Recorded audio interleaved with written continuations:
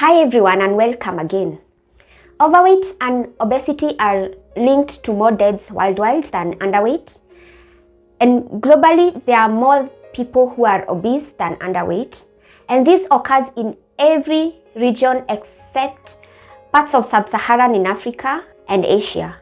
So welcome to my channel. Today's video, I'm going to talk about obesity and overweight in children. So in 2019, an estimated 38.2 million children under the age of 5 years were overweight or obese. And once considered a high-income country problem, overweight and obesity are now on the rise even in low and middle-income countries, particularly in the urban settings. In Africa, the number of overweight children under 5 has increased by nearly 24% since the year 2000, and almost half of the children under 5 who were overweight and obese in 2019 lived in Asia.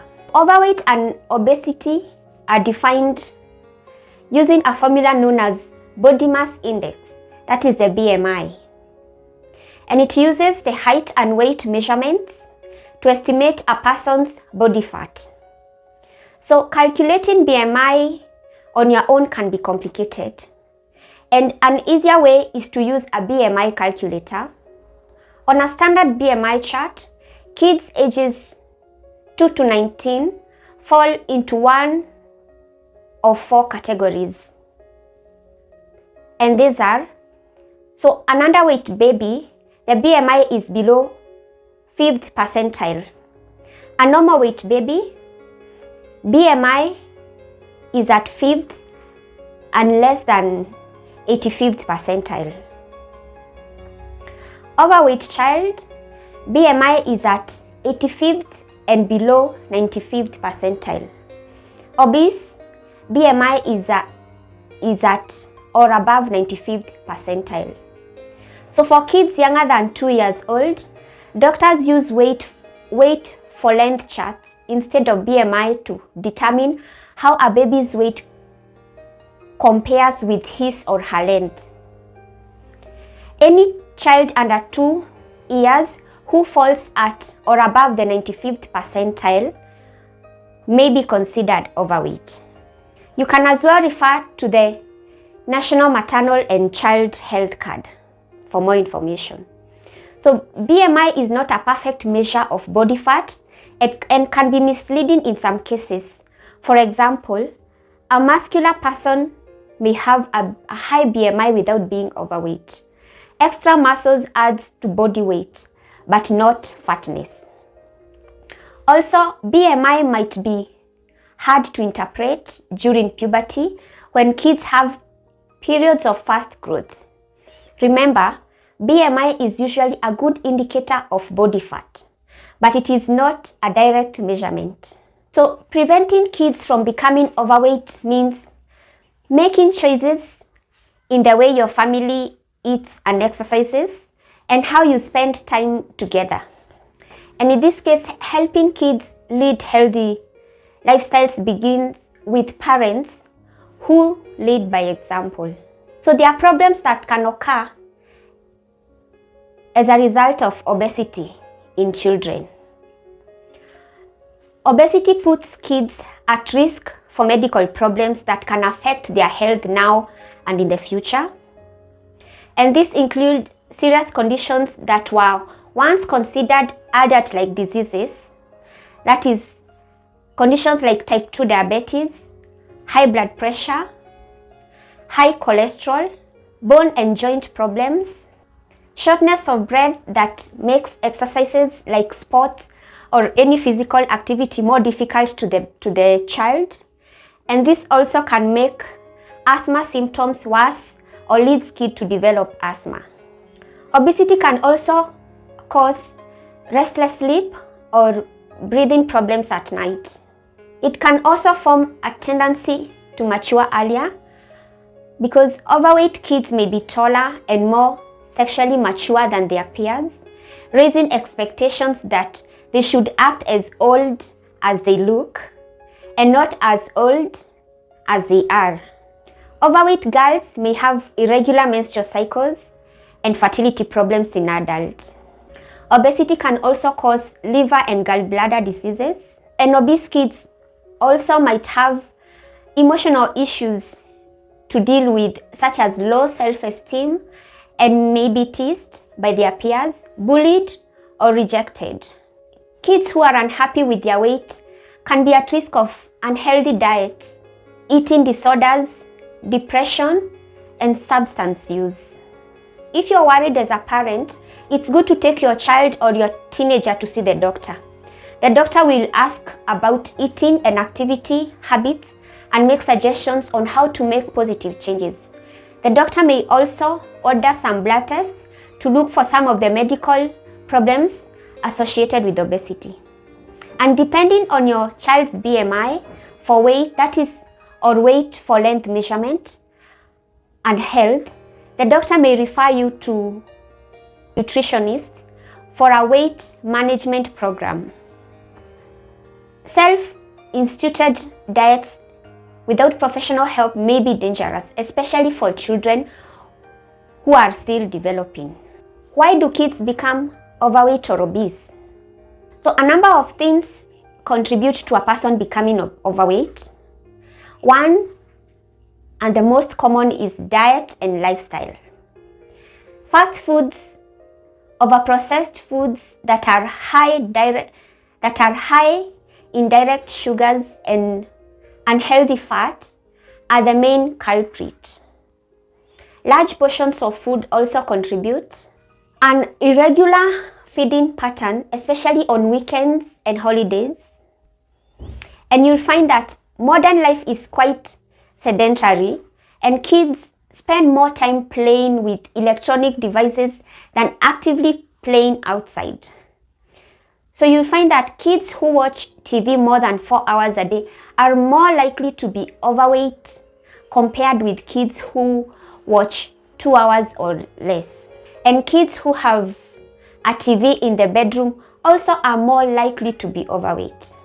Many kids don't get enough physical activity. Older kids and teens should get 1 hour or more of moderate to vigorous exercise every day, including anaerobic and muscle and bone strengthening activities. Kids ages 2 to 5 years should play actively several times each day. Genetics can also play a role in what kids weigh, because our genes help determine body type and how the body stores and burns fat. But genes alone cannot explain the current obesity crisis that we have today, because both genes and habits are passed down from one generation to the next. And multiple members of a family may struggle with weight. You'll find that people in the same family tend to have similar eating patterns, levels of physical activity, and attitudes toward being overweight. A child's chances of being overweight increase if one or both parents is overweight or obese. So how can we prevent overweight and obesity in children? So the key to keeping the kids of all ages at a healthy weight is taking a whole family approach by making a healthy eating and exercise a family affair. Get your kids involved by letting them help you plan and prepare healthy meals. Take them along when you go to the market or grocery shopping. Teach them how to make good food choices.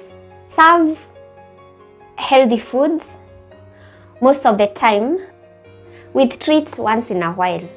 So it's a good practice as well to try to avoid these common traps that I'm going to mention. So avoid rewarding your kids for good behavior, or try to stop bad behavior with sweets or treats. Find other ways to change behavior, and don't have a clean plate policy.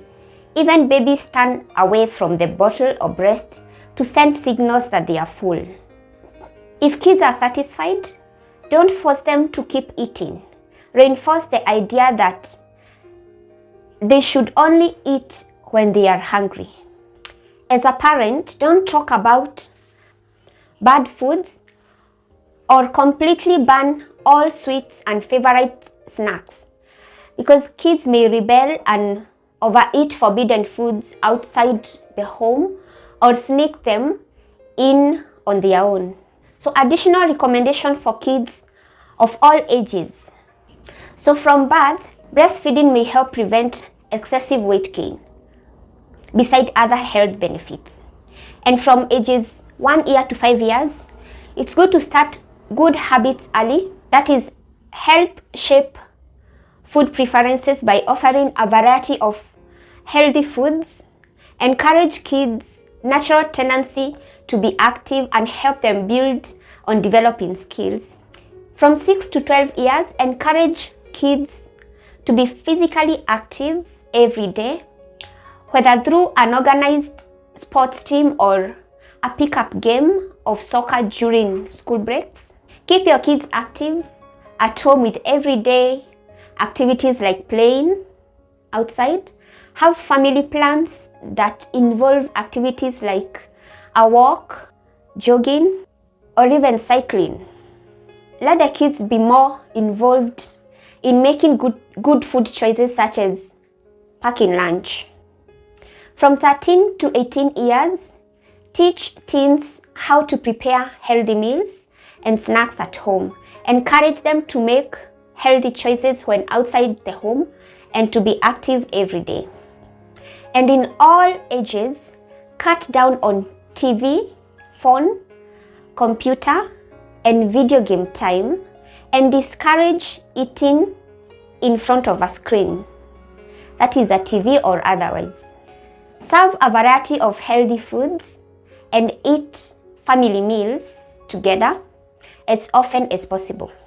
It's also good to have a written down meal plan, including snacks, that is breakfast, morning snack, lunch, evening snack, and dinner. And encourage kids to eat breakfast every day. Have at least 5 servings of fruits and vegetables daily, and limit sugar-sweetened beverages in form of sodas and juices, sweets and candy. Talk to kids about the importance of eating well and being active.